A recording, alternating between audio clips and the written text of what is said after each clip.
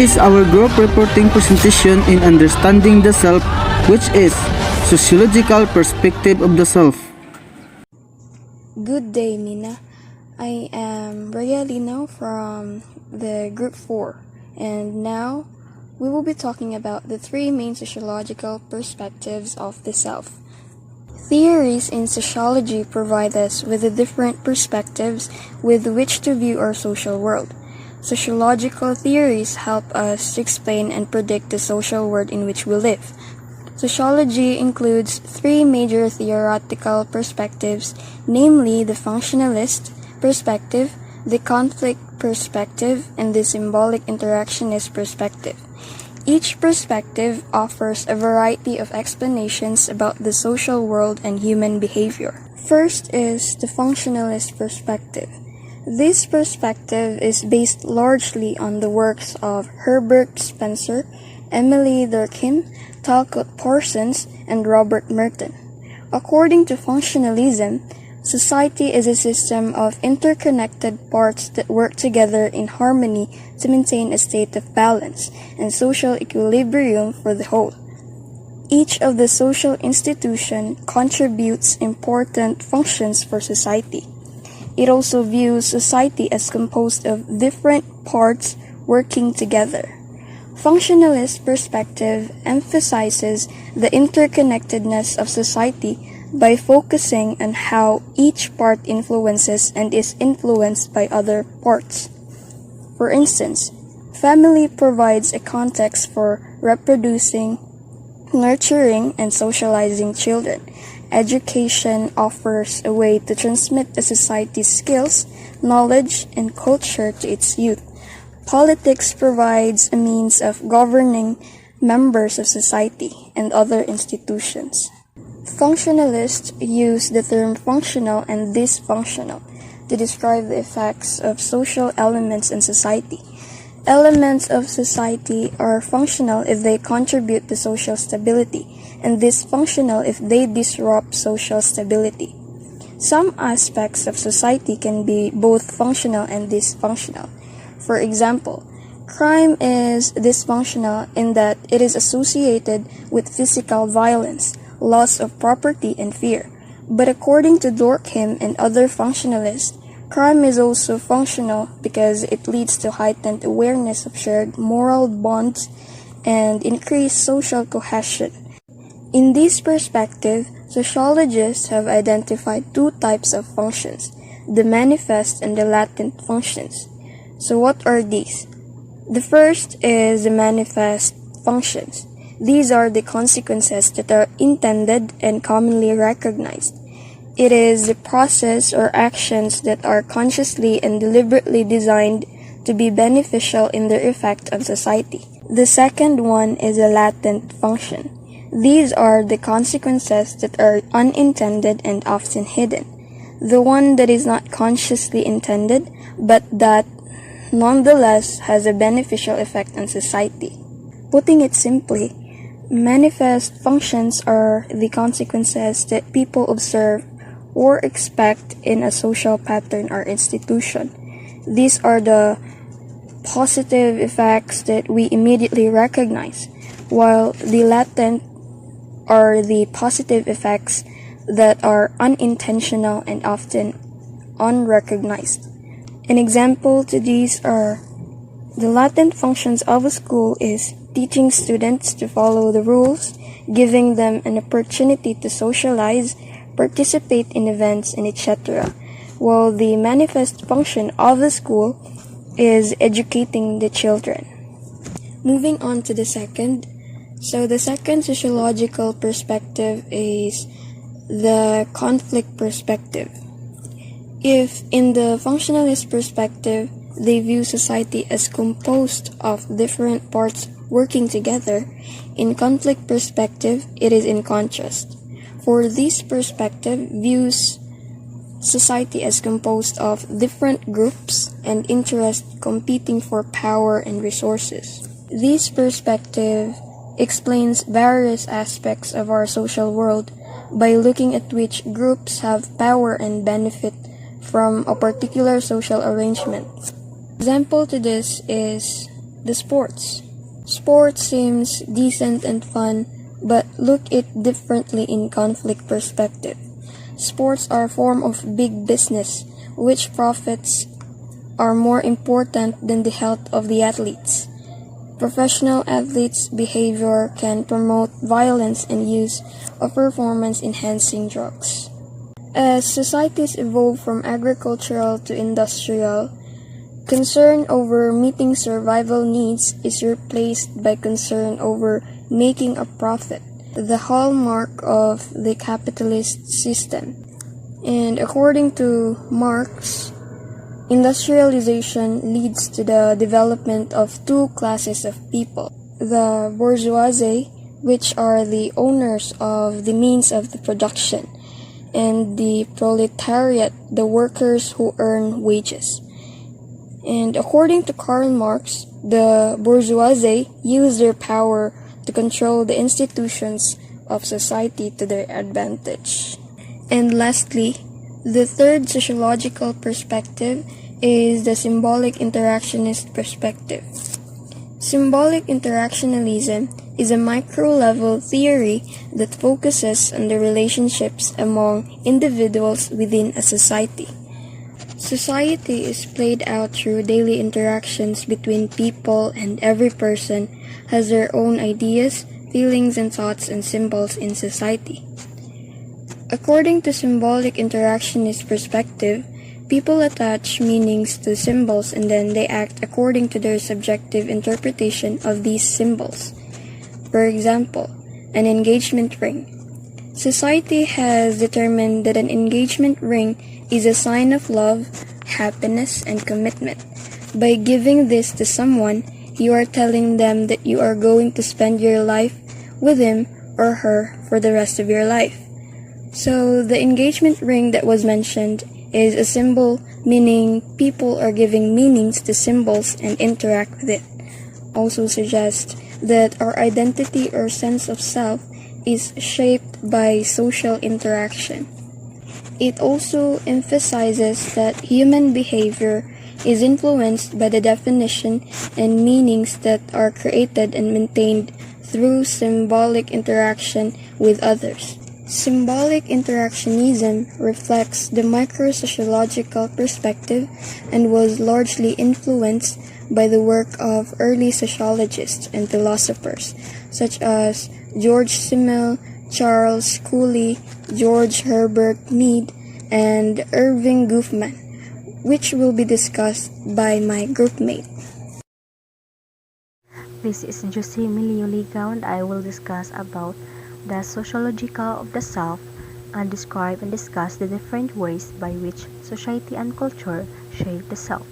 So first, what is sociology? Sociology is a social science that focuses on society, human social behavior, patterns of social relationships, social interactions, and aspects of culture associated with everyday life. Sociology is the systemic study of human society and social interactions. It is the study of human relationships with a society. So, for example, you might interact with family members, friends, on social media, have a meeting with a boss or co-workers, and talk to someone you're interested in dating. All of these moments and how we feel about ourselves during them make up our social self. Social self refers to how we perceive ourselves in relation to others. Next is sociological of the self.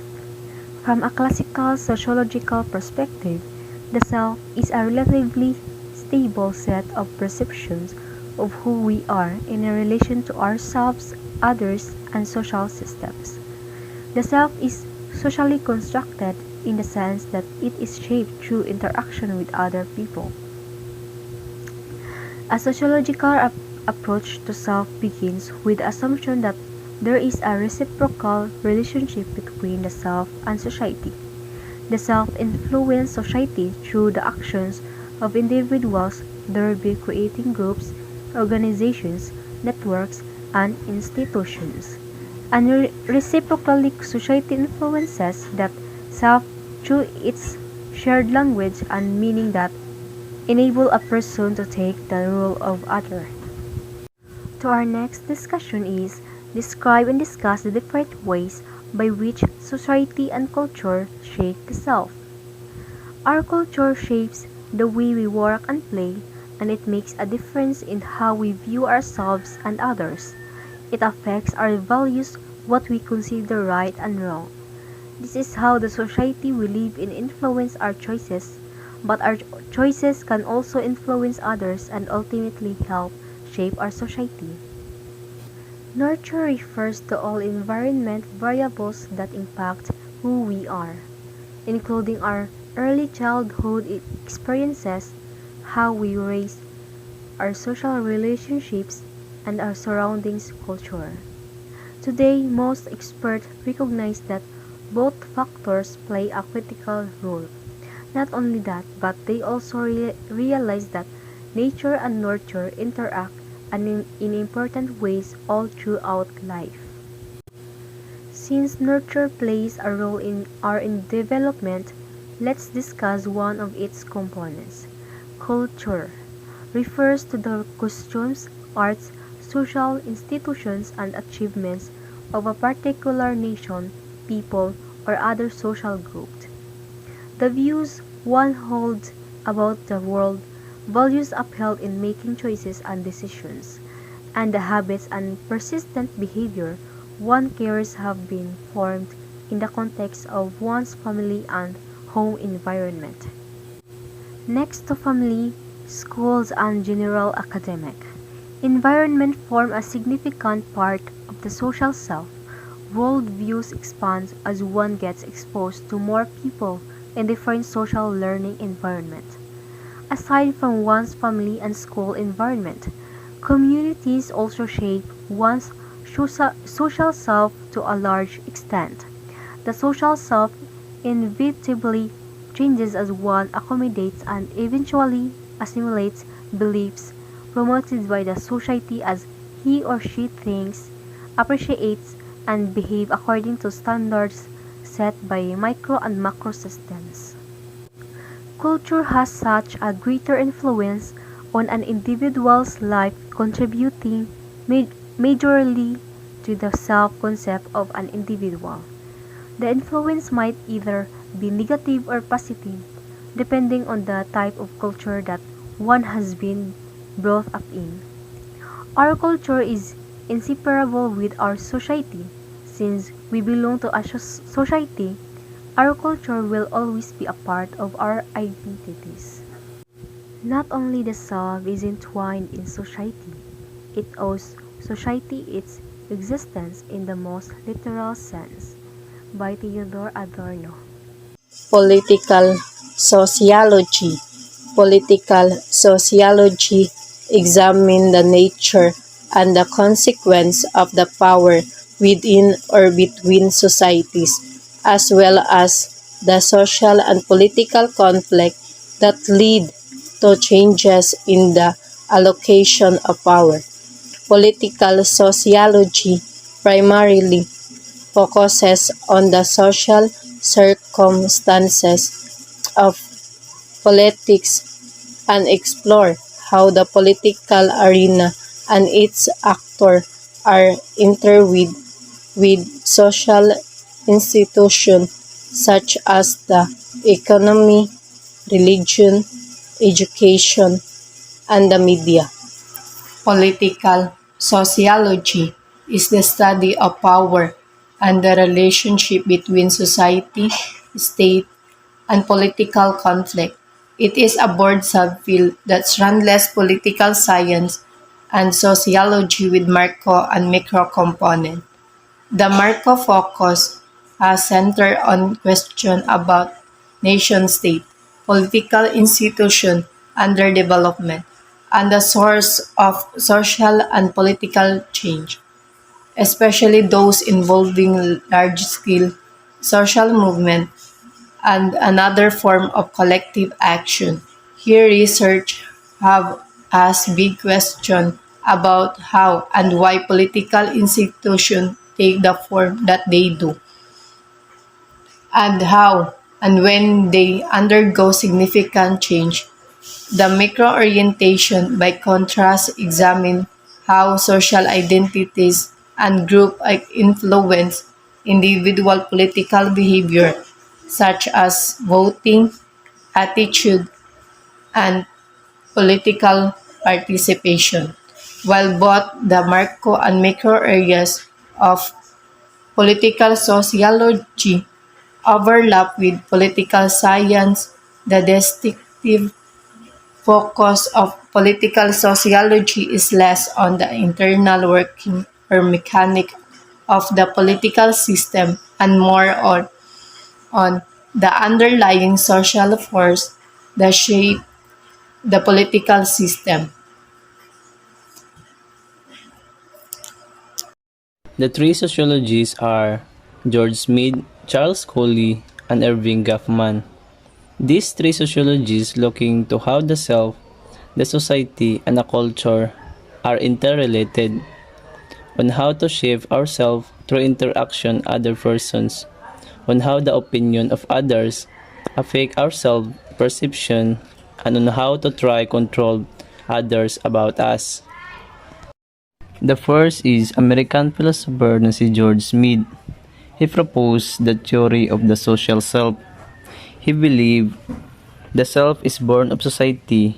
The self is inseparable from society and bound up with communication. It builds in social experience. This is largely a matter of taking the role of other with increasing sophistication, broadening out from significant others to greater complexity. He said that our self cannot be separated into society. The society and self comes together and we learn from social experiences. He believed that self is social entity.